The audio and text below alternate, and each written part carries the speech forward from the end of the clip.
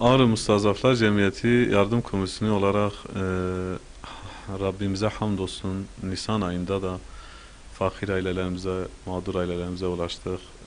Sayı vermek gerekirse 45-50 ailemize gıda yardımını düzenli olarak her ay yaptığımız gibi bu ayda da verdik.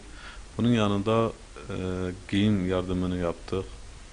Tabii bu biz sadece bir köprü görevini, vazifesini görüyoruz. Bunu sağlayan hayırsever olan insanlarımızdır.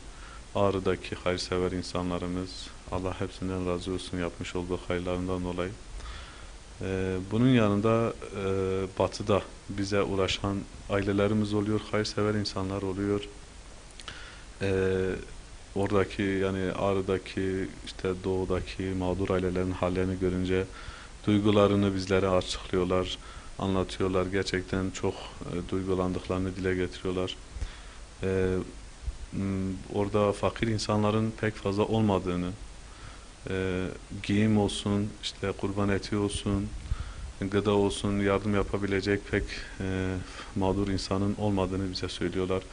Ve bize ulaşıp burada Ağrı'da, Güneydoğu'da, Doğu'daki insanların fakir, mağdur olan insanlara ulaşmak istiyorlar. Sizin vesilenizle burada Batı'da bulunan ve yurt dışında olan işte diğer hayırsever insanlarımıza cep telefonumuzu yani numaramızı vermek istiyoruz. 0546 561 1069 nolu telefondan bize ulaşabilirler.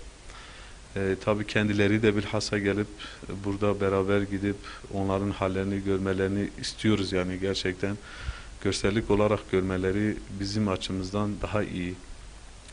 Gördükleri zaman tabii ki bunun devamı gelir inşallah çünkü gerçekten gidip de görüp de fakir insanların, mağdur olan insanların halini görüp de gözyaşları içinde kalan hayırseverler vardır. Etkilenen hayırseverler vardır.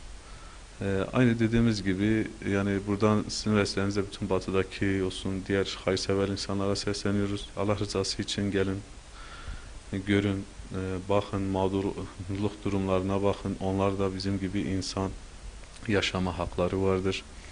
Yani gördüğünüz zaman bizlere hak vereceksiniz. Biz bu köprü görevini görmekle gerçekten çok mutluyuz. Hamdolsun Rabbimize yine de diyoruz.